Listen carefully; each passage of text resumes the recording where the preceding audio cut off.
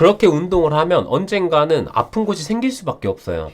제가 이전에 닉워커나 데릭, 키온 이런 사람들이 예로 들면서 세계 바디빌딩 챔피언들이 운동 방법을 바꿨다라는 영상을 올렸어요. 거기에 되게 이런저런 댓글들이 많았었거든요. 뭐 긍정적인 게 가장 많긴 했지만 반박하시는 분들도 있었고 잘 모르겠다 하시는 분들도 있었어요. 그 영상 안 보셨으면 제가 더보기란에도 링크 남겨드릴 테니까 꼭 한번 보시는 거 추천. 근데 어쨌든 그 사람들이 운동 방법을 바꾼 거잖아요.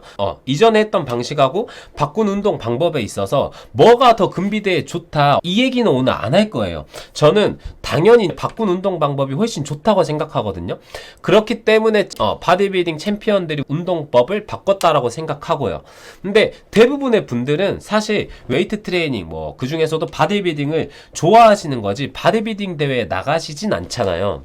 근데 바로 여기서 문제가 발생하는 거예요. 바디빌딩 대회에 나가는 게 아닌데 많은 분들이 몸을 상하게 하는 방식으로 운동을 한다는 거예요.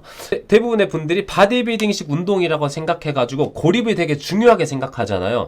그래서 고립하는 방식으로 개별 근육들을 내가 수축시켜가지고 운동하는, 예를 들면 내가 가슴 운동을 한다라고 하면 대흉근을 수축시켜서 손을 뻗는 이런 식으로, 또는 내가 등 운동, 특히 뭐 날개뼈, 견갑골 근처에 근육들 운동한다라고 하면 견갑골 주변의 근육들을 수축시켜서 이렇게 당기는, 이런 식으로 움직여서 당기는, 이런 식으로 운동을 하시잖아요. 이런 스타일의 운동을 쥐어짜는 스타일이라고 한번 이름을 붙여볼게요. 여러분들이 지금 고립이라고 생각하는 방식으로 운동을 하게 되잖아요.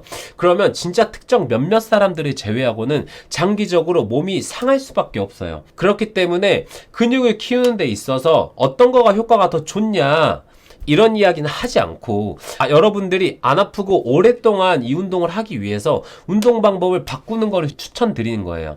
그럼 이렇게 생각할 수도 있어요. 아니, 우리가 건강하려고 운동하는 거 아니다. 그 정도는 좀 아플 수 있다. 몸이 좋아지기 위해서는 나는 막 흙이라도 퍼먹을 수 있다.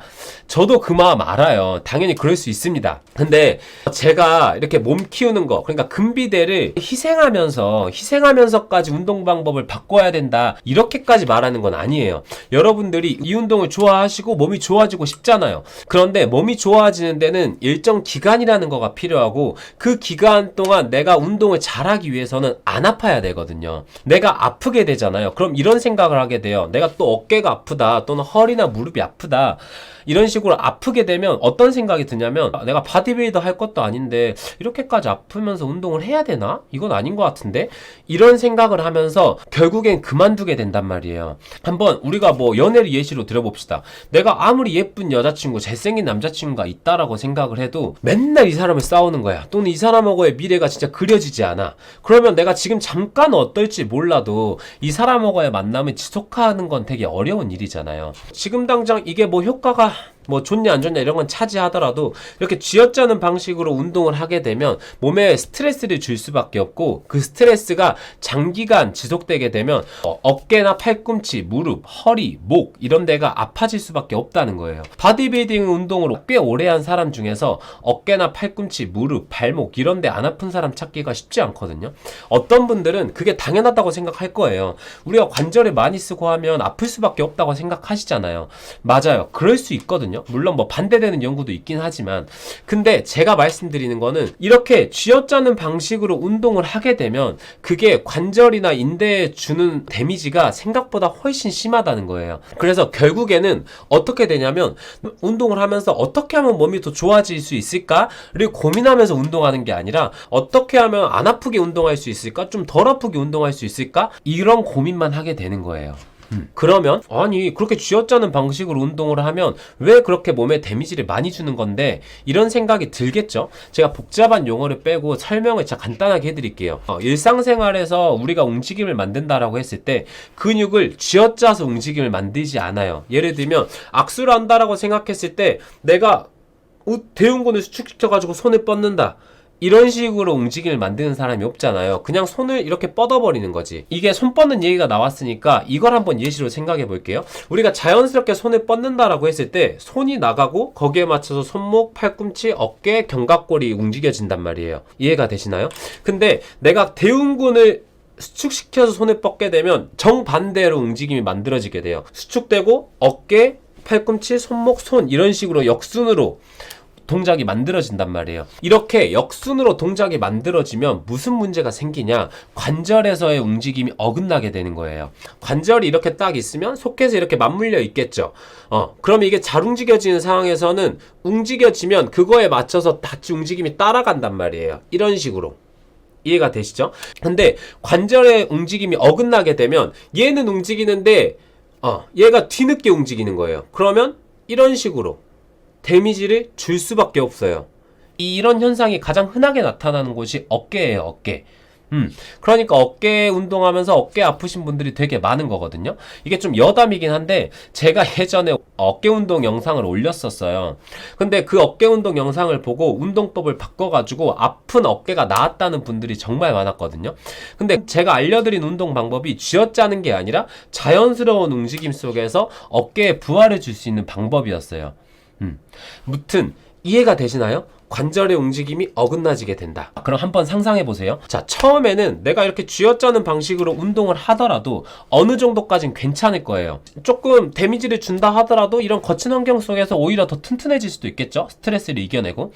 근데 웨이트 경력이 조금 쌓인다고 생각을 해보세요. 그러면 운동 강도가 점점 세지겠죠. 다루는 무게도 더 무거워질 거예요. 자, 그리고 웨이트 경력이 쌓였다라는 건 뭔 말이에요? 스트레스를 받는 기간이 점점 길어졌다라는 거예요.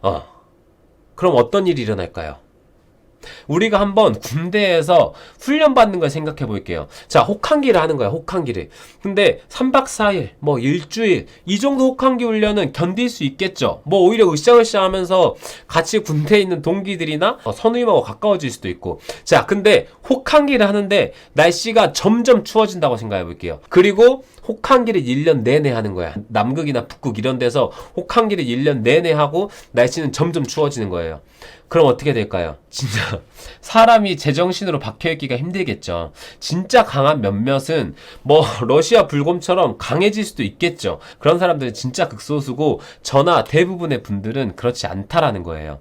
마찬가지로 우리 몸도 쥐어짜는 방식의 운동을 계속 지속하게 되면 근육이 잘 자라냐 안 자라냐 이걸 떠나서 관절의 움직임 자체가 어긋나기 때문에 무게가 무거워지고 강도가 세지고 그 기간이 길어지게 되면 결국에는 아픈 곳이 생길 수밖에 없다는 거예요.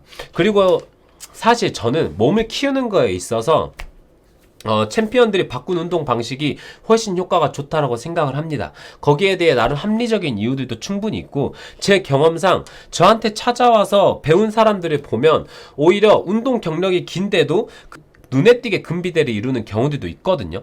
그렇다 쳐도 뭐 쥐어짜는 방식으로 운동을 해도 몸을 잘 만든 사람들이 많잖아요. 그러니까 이거가 뭐 효과가 좋다 안 좋다 이런 갑론을박까지는 굳이 안 하려고 하는 거예요.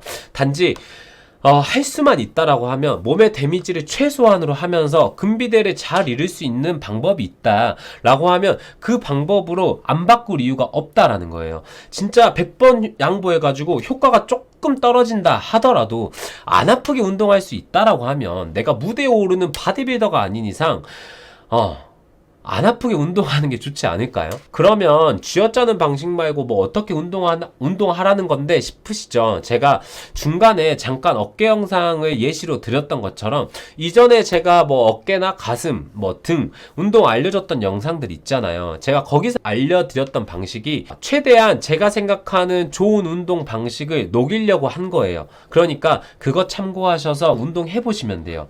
영상만 보고 했는데도 아픈 곳들이 사라지고 운동이 잘 됐다라는 분들이 진짜 꽤 많거든요. 제가 앞으로도 여러분들이 운동 잘 하실 수 있도록 영상 꾸준히 만들어서 올려드릴 거예요. 그러니까 구독하고 계속 올라오시는 영상 확인하시면서 스스로에게 적용해보고 연습하시다 보면 충분히 더 좋은 운동 방법으로 운동하실 수 있습니다. 그리고 운동하다가 이상한 거 있으시면 댓글 달아주세요. 그럼 제가 읽어보고 거기에 댓글 달아드릴게요. 여러분들이 이 바디빌딩을 좋아하시는 만큼 오랫동안 안 아프게 운동하시길 바랄게요. 고마워요.